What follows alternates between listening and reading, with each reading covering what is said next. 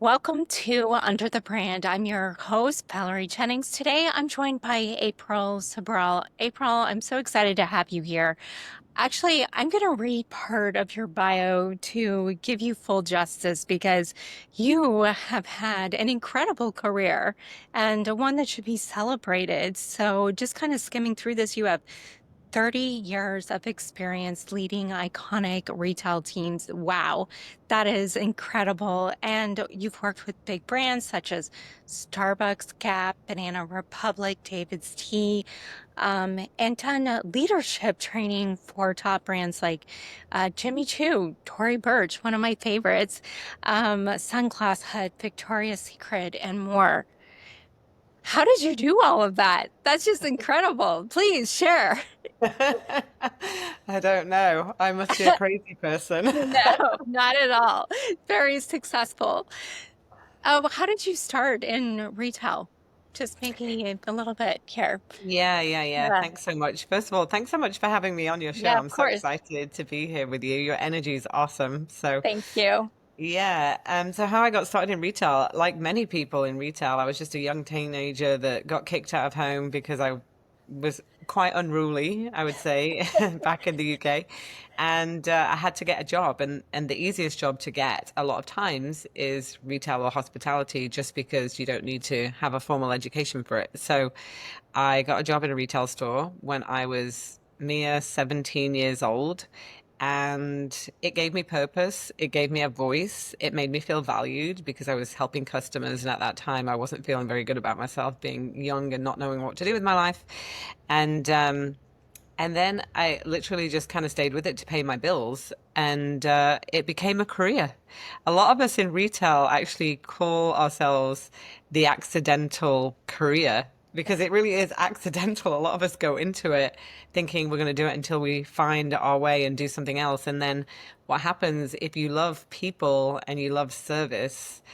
It becomes part of your purpose and your mission. So I just feel very, very fortunate. It ended up being a 30-year career that wasn't planned. Yeah.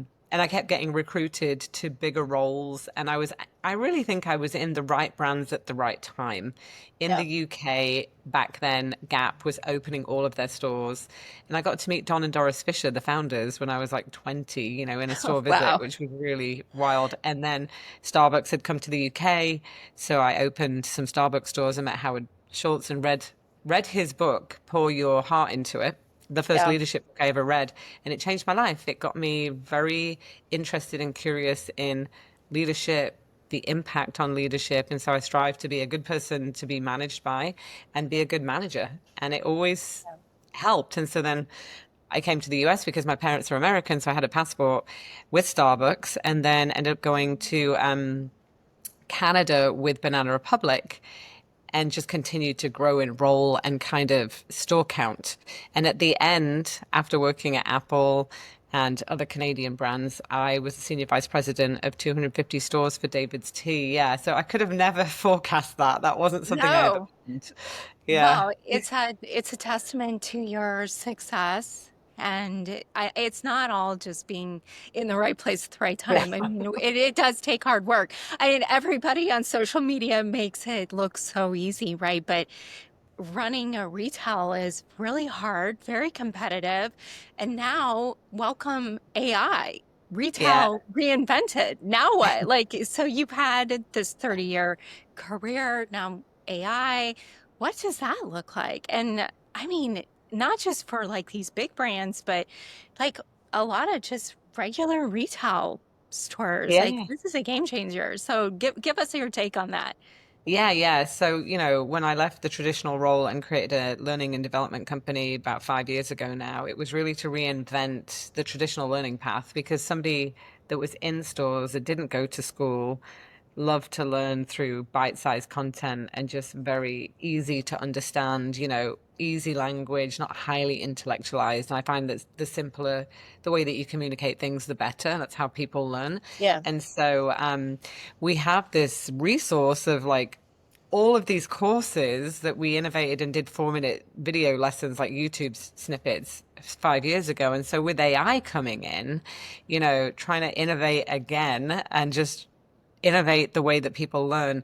We're using AI now to distill like a course of 5 video lessons and a workbook and everything into an AI conversation between an AI version of me and somebody else, like a podcast style. So it's really wild. It's really Isn't that cool. kind of And creepy? Is it a little creepy? it is, AI but version of you? Well, how do you feel when about you that? hear it, it's so engaging. Like I'm listening to it, learning my own content and frameworks. And Yeah.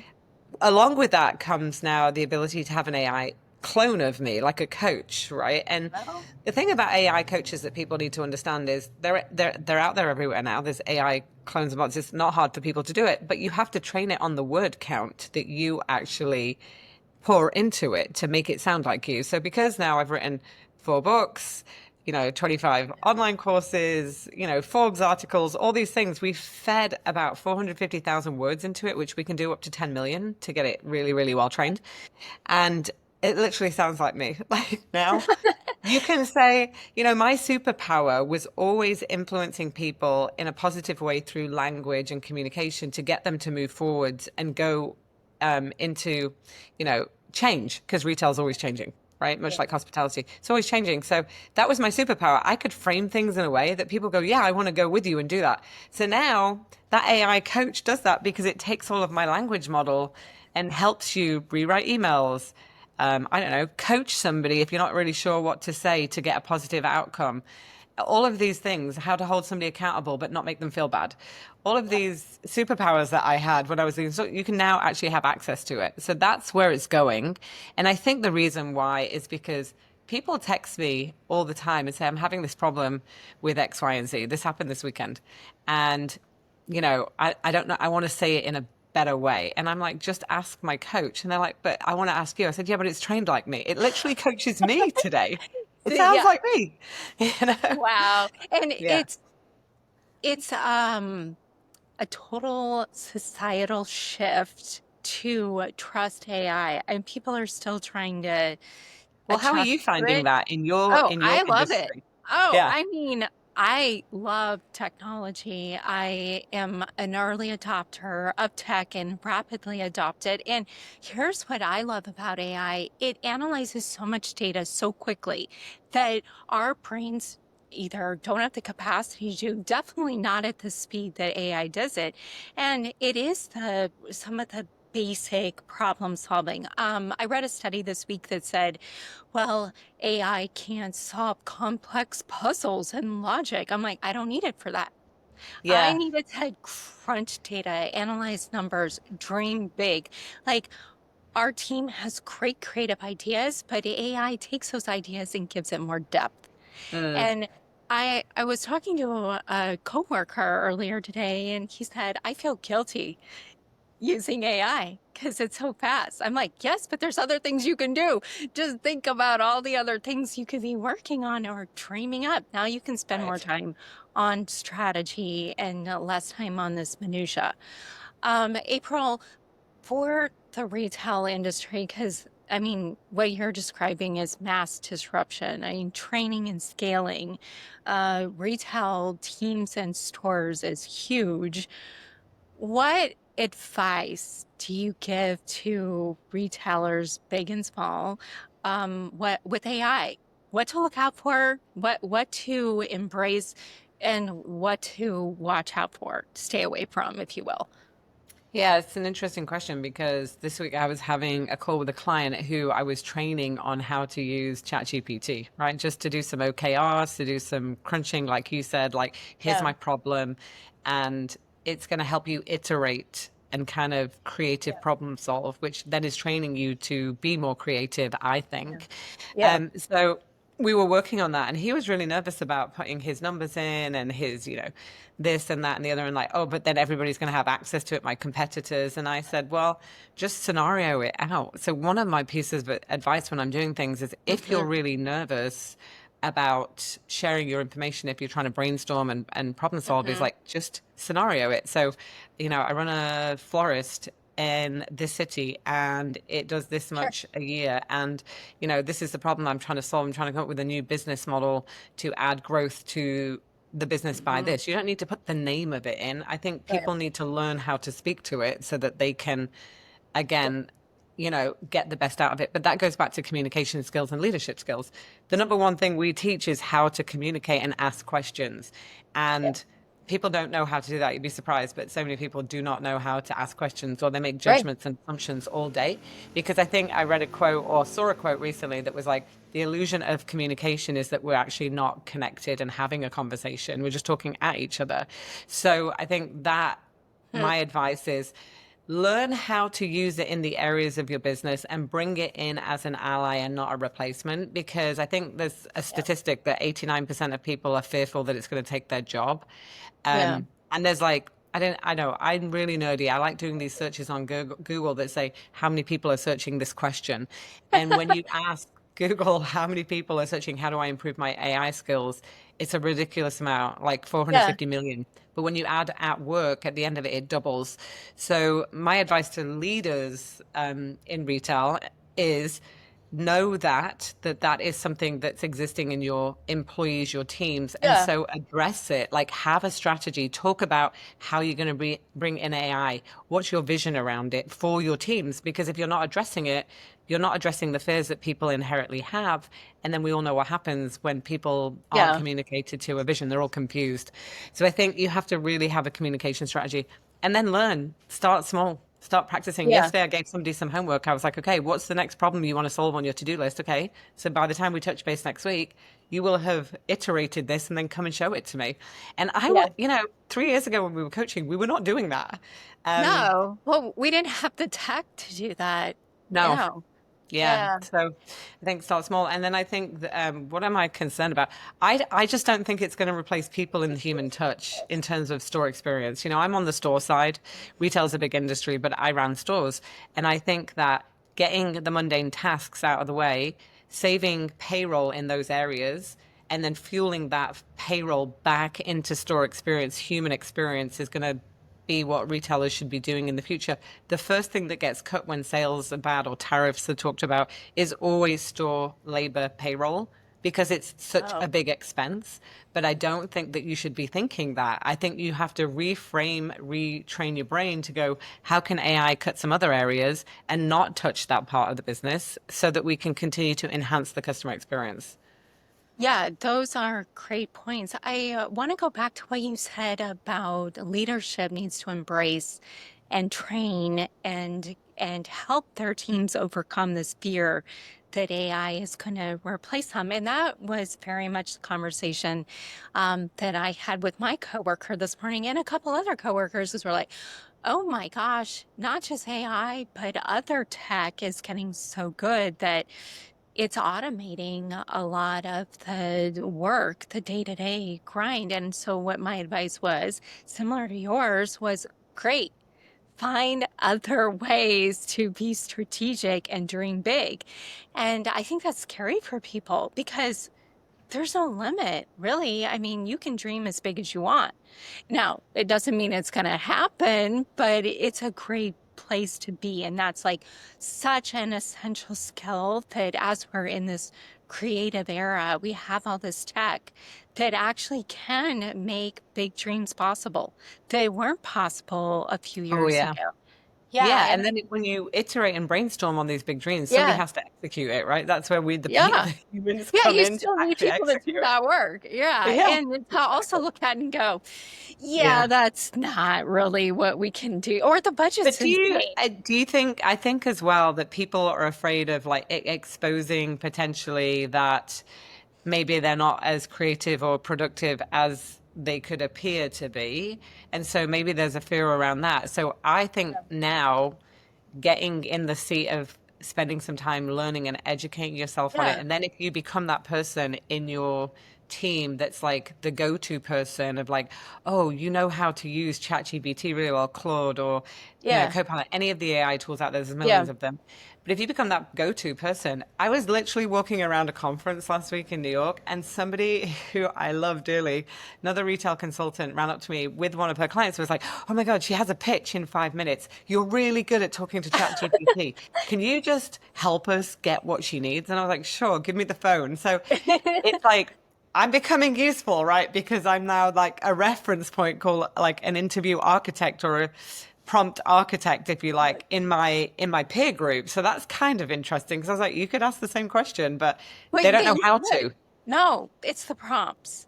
Yeah, And I get that too. What was your prompt? I'm yeah. like, oh, maybe I should keep my prompts in somewhere. Apparently, they're I think coveted, if but you're a curious person, yeah, right? If you're a curious person, you come from curiosity. You're like, oh, I have this yeah, thought, and I really want somebody to kind of think it through with me and solve this with me and maybe potentially save me some time because I don't think I know best. And I think that requires a level of like selflessness, no yeah, ego involved, right? So, but I think people, if you position yourself in your team, in your organization as a prompt architect, you're going to become very, very useful, like yeah. 100%. And it's not that difficult to do No. if you actually are asking the right questions, like you said, curious person. Um, okay. You have worked with all these amazing brands. Favorite story of all time. You got to give some scoop. Like what is like been either the most rewarding or shocking or like, oh wow, I will treasure that memory for life. But of all these brands that you worked on, you got to have one good story in there.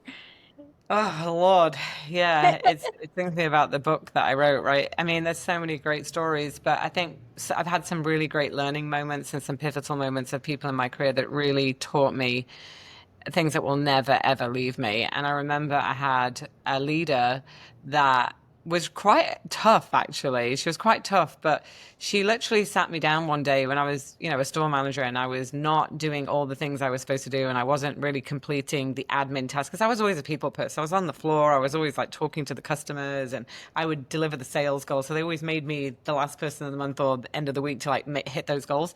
And she said, you know, April, you're amazing at X, Y, and Z, but if you don't do this part of your job, you're never going to move forwards and get promoted. And I've had three people in my career that sat me down at a point and said, you're doing this really well, but to get ahead, you Yeah. need to make sure that this happens. And if you don't, you won't. Okay. And so these pivotal conversations are really memorable to me because it's what built the foundation of the accountability framework that we teach today. And you think that sounds really simple, but so many leaders shy away from telling somebody on their team, if you don't do this, you Yeah. won't get that. And that's in our accountability Mm. framework. It's like a step. It's number three, where it's like agree to mutual consequences in advance. So there's no surprises. And so I remember her for that. I remember another leader that actually had the same conversation, different situation, same structure of conversation. And they propelled me forwards because I went home that night and was like, oh no, I'm not going to not be able to get there. I'm going to change my behavior and change and make an effort and make a commitment to actually do the things that she's telling me to do. And I got promoted both Of course. times. So I think a Yeah. lot of times leaders are waiting to get promoted and waiting for people or scared to have real honest conversations. So I Yeah. think those are very memorable moments. And then the $1 million chocolate bar story that's in the book that I tell on stage every time everybody remembers. And it's just the story of like what I thought I could not achieve. So my limiting beliefs were Yeah. getting in the way of my team achieving a sales goal based on evidence versus possibility. And I had a leader challenge me on this Oh wow. once, and she said, well, if you can't believe it, you won't achieve it. And I was thinking, she's out to lunch, like we've never hit that sales goal, like how are we going to do it? Everything tells us that we can't, because in retail we're always trying to beat last year's numbers. There's always a Yeah. percentage increase. It's like, let's do 10%, 20% more. And she was asking us for literally a 45% increase, and we were Oh like, we can't wow. do it. So she challenged my belief, and it was the best thing she ever did because I came Wow. back and I said she's right, and we beat the goal. So we had like a Wow. 52% lift, and it taught me a very big lesson that as a leader, my limiting beliefs will limit my Yeah. team's achievements, right? So I Yeah. talk about that in the book, and I train it Yeah. in workshops, which I just did with Tory Burch. We did a whole workshop on our limiting beliefs as leaders, how it derails our company and reaching our sales goals. Wow. What is the best tip out of that? I know it's a whole thing, but like what I mean, just because that translates to everybody. It does. Like we all have limiting beliefs, either about ourselves or like, especially data people like me. I'm the same way. I look at the numbers, I'm like, nah, or I hear a story based on data and historical trends, and somebody asks for something crazy, and I'm like, yeah, no. Like today, I think I said that sounds insane. Somebody Yeah. was saying, describing a situation to me. I go, that sounds insane.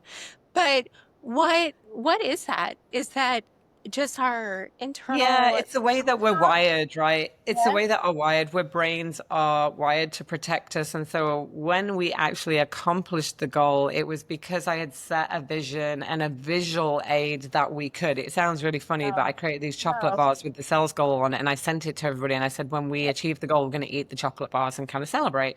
And we beat the goal. So what it taught me is, first of all, challenging my own limiting beliefs, like, is it possible? And instead of saying we can't do it, starting to say we can and ask, how do we do it? Versus like, how do we achieve this goal? Like, what's possible? What can we do versus what can't we do? And we use a three-step framework called release, reach, and reframe. So you release the negative thought, the limiting belief, which is the thought that goes, I can't do this. We've never done it before. We've never seen it. Nobody's ever Yeah. been able to do that. We don't have the traffic, or we don't have the web that this are retail terms. We don't have the traffic. We can't do it. So we don't have the product. We don't have the promotion. All of these things I used to hear from Yeah. stores all the time. So we do an activity around write those down, because those are all the things that are keeping you stuck. These are all the thoughts that are keeping you stuck, which is your limiting belief, because your belief is just a thought that's repeated over time. So when you Yeah. understand that, you can start to repeat a new thought. And then we reach for a new thought. And we say, okay, so how can we turn this into a positive thought? What can we do? And we start to write new affirmations, new thoughts.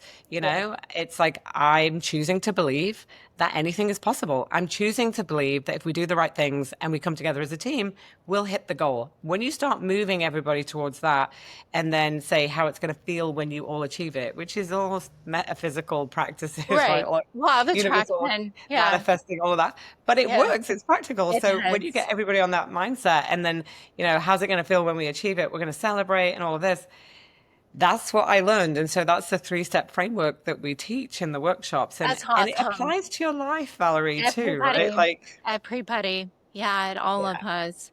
We all of us carry so many limiting thoughts from childhood and up, we and do.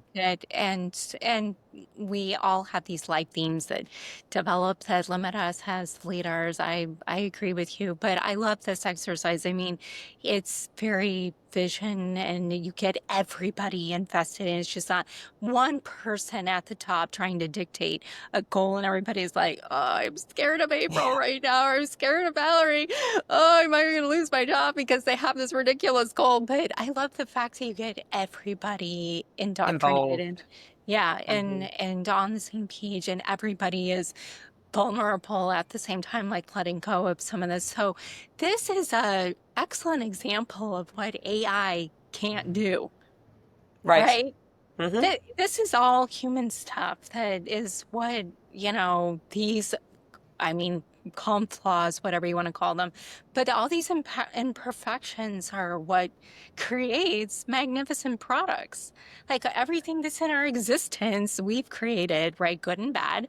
But AI can give us ideas, but AI cannot control the environment of the people coming together and No, doing it this can't. work. It can't No, replicate context and emotional no. connection. Can't do that. I actually asked it because I was doing a presentation at Microsoft last year, and I asked it, "What can't you do that humans can do?" Because I wanted to show the difference, right? And it was like, Yeah. "Well, I can't empathize with you when you're feeling bad. I can make suggestions to make you feel better, but I can't empathize. I can't actually experience things like a human, so I have no context when I'm giving you advice. You have to Wow. tell me what the context is." So it gave me this list. I was quite impressed. I was like, so that's why the human connection and leadership is going to be even more important in the future. I think I heard 4 years ago that empathy coaches are going to become very essential in the future, Oh, which I I can can see truly that. believe, because Yeah.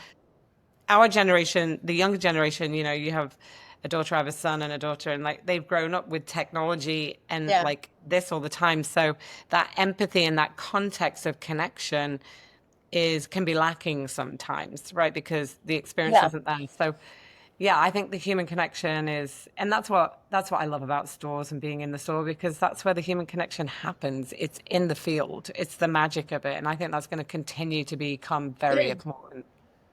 Do you right now see or know of AI designing retail products like as we speak? Are they ideating like the next generation of merchandise for us? Is that Oh yeah, already yeah, yeah, happening? 100%. Yeah, there Hmm. is like virtual. I'm not on the product side, but I do engage with other consultants in the Rethink Retail Mhm. world on product ideation, and they've been using it for some time when it comes to product ideation and doing 3D and virtual. No, the whole metaverse, I'm like lost in that. I did a class on it because I wanted to try and figure it out, and I was like, I still don't get it, but they've been making digital product that sells in the metaverse for like years now, right? So I think that's still happening. It's It's going to so continue. it's amazing. This week, I'm working on a startup, a luggage accessory actually, and I asked AI for a concept for the unboxing, right? Because that's such a big deal with influencers. Yeah, It yeah. actually created the whole package in ChatGPT for me. Now, it's not exactly what we're going to use, but it was enough to show the client like what this unboxing. And even though this is a very basic luggage accessory, it was, of course, like this, very magnificent box with gold-plated letters and a personal note because it's all about the influencer experience and the feeling people get when they receive an order online. So it's just incredible what it's able to do. And then on a kind of a personal note, just because I'm also very curious about, well, I just want to optimize stuff that I'm doing. So I took a picture of all my skincare products. And I have like quite a diverse lineup. And I put it in AI and I was like, do an analysis on my skincare product. And I put a photo of my skin in with it and asked for an analysis. It did a full product analysis, told me where there was duplication, where there were gaps, gave me even recommended products that I should be using. Mm. Um, for my age, at age 46, what my skincare product line. This is crazy. Like, so guess what? I'm going to go buy some of those products that I'm not Well, using. yeah, well, that's the thing, right? Like AI is changing the game in terms of retailers shopping, people shopping now, because up until I think 3 weeks ago, it wasn't making shopping lists and linking to stores and recommendations Mm, of product. I believe that changed in the last 3 weeks. I saw an article about it, which is going to change Google search, which is yes. going to disrupt your industry a little bit in terms of ads Yes. and marketing, right? Because I was reading SEO. all about Yeah. this. I was like, whoa, that's wild. Yeah, it is wild. I mean, I already know from a search standpoint that I'm getting different data back on AI than I get on Google because what's Okay. coming up on Google is ranking driven, right? But AI is doing research. So if I upload that photo and ask for an analysis and then it makes recommendations on products, Google's not doing that for me. I would have to go to Google and say, maybe I need a skincare product with peptides in it. And then it would show ads and maybe some articles that talk about, the best peptide products. But Right. that's different than what I'm getting from AI. I'm getting an analysis with recommendations and a chart with the days to use what, when, and it's very different. It's very disruptive, and I don't think it's just retail. It's across the board. Yeah. So Agreed. yeah, I think SEO is gonna really experience some rapid disruption here in the Mm, next even 30, 60 days. So, mm. but April, any like last words of wisdom with AI and retail, or any plugs for any books or future speaking engagements that you're doing that you want to tell us about? Yeah, we've launched a coaching certification. So thanks for asking that. And it's we're running it two more times for the year where all of the workshops that I've been delivering and training these top global brands for the last 5 years, I'm now actually opening up the workshop content frameworks, leadership resources to anybody that wants to come and get trained and then have the ability to license it for a full year and use it. Because really my goal is to create a big positive ripple of leadership because I've seen when I do this training, the teams transform in the room in front of me. And then they've told me afterwards, even yesterday, I was in the design district, right? Because now I'm the Chamber of Commerce executive director for the design district that I just took on. And I walked into Jimmy Choo and she was like, "Oh my God, hold on. You were our speaker 2 years ago." And she runs in the back and pulls out the book. It's Oh, like, wow. you had such an impact on us. And so that was just confirmation we're doing the right Yeah. thing. We're opening it up. So it's not just me holding on to what I know. I'm now training trainers to go out there and deliver it. Yeah. So that's very exciting and that's Yeah. Yeah. very new. And then Ask April AI is coming out July. So online on-demand learning, AI coaching tools, all of my resources and Cool. knowledge. And this is particularly for smaller businesses because I've been traditionally delivering these workshops and leadership training to the mid-size. Yeah. And so now I want to help the smaller ones because they can't afford me to come in as a consultant or do Right. workshops because the teams aren't big enough. And so we're giving them newer programming, access to online demand, my brain, my mind in the coach so that they can get the resources that they need. So that, again, spreading that ripple. And so, just hoping to become the number one training company in hospitality and retail. Oh, I'm That's sure it. you will. I don't have any doubts. April, it was a pleasure having you. Congrats on all of your success and your insights today. And thanks for everybody for watching Under the Brand. I'm Valerie Jennings. Thank you so much.